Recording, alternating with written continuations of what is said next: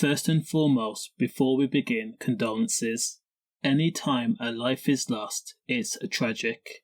Victim, Adam Clapham, had been set upon by a Rotheram-based drug gang he had unwillingly associated with. He was then taken down to the basement, had a camera shoved in his face while he was subjected to scalding water.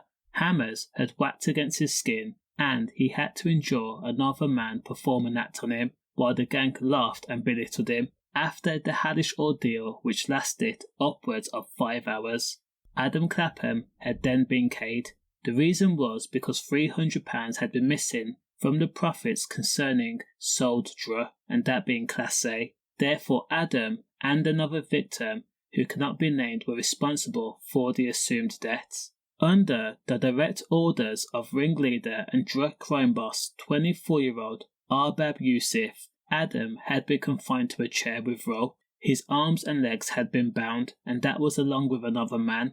Boiling water had touched his bare skin, and he was bladed repeatedly by upward of a 6-man squad in a dark and dingy room, being the basement. The men and women who were part of the despicable atrocities are as follows.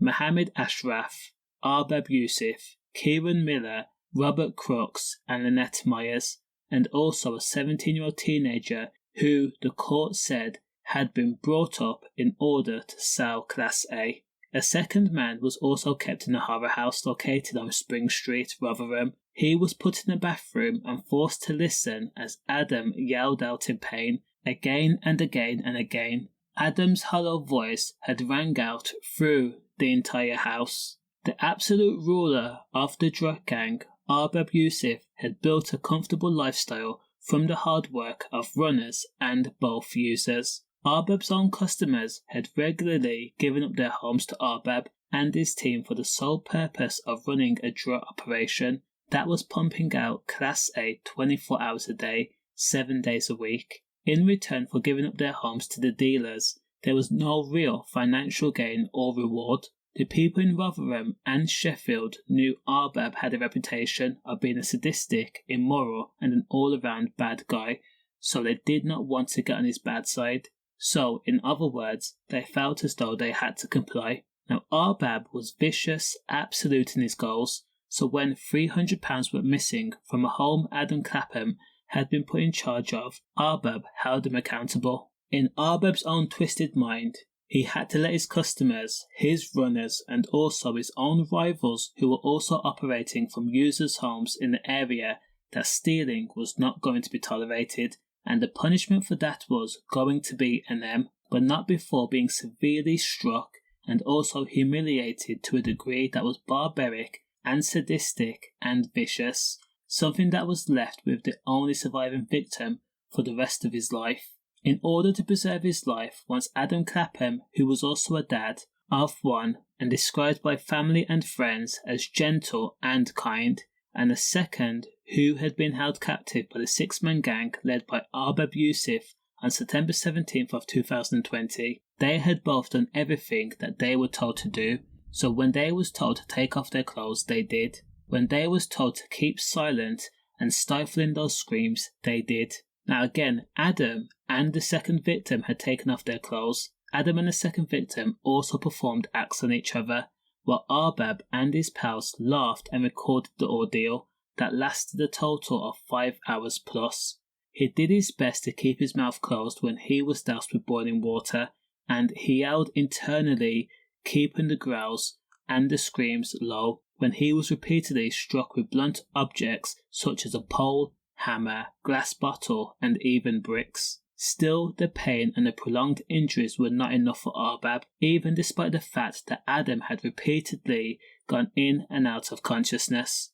Arbab had Adam Clapham tied to a chair and he was bladed, and sadly Adam had died while the second victim had managed to survive. In total, Adam had over 213 injuries, including 52 to his head alone. He had died of severe head injuries and brain trauma, and also loss of red.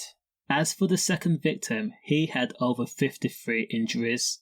Now, police had discovered Adam dead at a house in Spring Street just before 11 p.m. on September 18th. It was all thanks to the second victim, who had managed to get out of the basement after he had been left for dead by the Rotheram gang.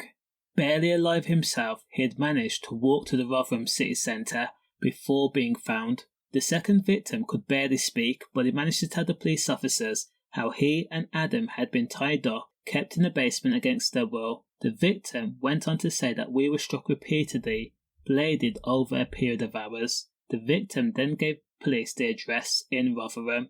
Now, police rushed to the scene hoping to save Adam, who was still in a property on Spring Street. They knocked on the door, but there was no answer. The quick decision was then made to break the door down. While paramedics waited outside, police went through the house, and that was used as a drug den. In a dining room, Adam was found completely undressed, hidden away in a sleeping bag. His face and body was beyond recognition, black, blue, purple and orange, and swollen in all places.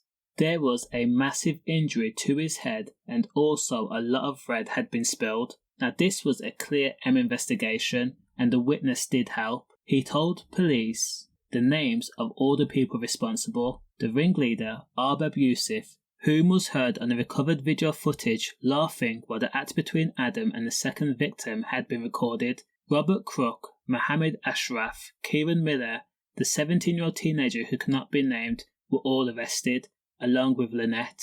Now, police found out that Arbab Yusuf also went by the name of Tony or T, and he had often talked about how he set the price on a person's life. Tony had first put Adam and the second man in the basement, and then he had inflicted so much pain to his victims that they had passed out multiple times. While Adam was being held captive, he was also arred, a crime which Arbab Yusuf and Robert Crooks were found guilty of. For some strange reason, Arbab got off on seeing his victim in such an uncomfortable position, and worst of all, it was recorded. He had recorded his victims while the two of them were at the most vulnerable. He also gained some twisted sense of satisfaction of putting two men together while he watched on intensely. Now, what does that say about Arbab and his kinks and likes? During the course of the investigation, Spring Street had been marked as a drug den. It was a home where drug addicts would knock on the door to purchase Class A. Evidence also showed the surviving victim had knocked on the front door in the early hours of the morning on September 17th to buy white. He had been snatched up by 4 members of the gang. He was then frog-marched down to the basement. He was interrogated about the missing £300, and then Adam was brought down to the basement also, where unthinkable things happened. When Arbab was arrested, police confiscated his mobile phone, and 2 10-second video clips had been retrieved, which showed him and the incident that took place. At Sheffield Crown Court, the jury heard that everyone involved in the crime were known to each other, and at one point were considered friends. And in court, the second victim had pointed out Robert Crooks as the person whom had boiled the kettle and then splashed the water on both him and Adam. 4 members of the gang had been jailed for life after being found guilty of DM, imprisonment and also GBH with intent, and 2 counts of DR. Arbab Yusuf, who's from Rotheram, was jailed for life, and he was told that he would serve a minimum of 39 years in jail. 31-year-old Robert Crooks, who acted as an enforcer for Yusuf, was jailed for life with a minimum term of 37 years. 30-year-old Kieran Miller of Mount Pleasant was jailed for life with a minimum term of 30 years. 18-year-old Mohammed Ashraf from Rotheram was also jailed for life with a minimum term of 28 years, and the 17-year-old teenager was also jailed for life with a minimum term of 17 years too. And finally, 39-year-old Lynette Myers, who was said to have struck the victim, was jailed for at least 12 years for GBH with intent. The level of violence were one of the worst in modern day history. Does the crime match the sentence? Let me know. Stay safe.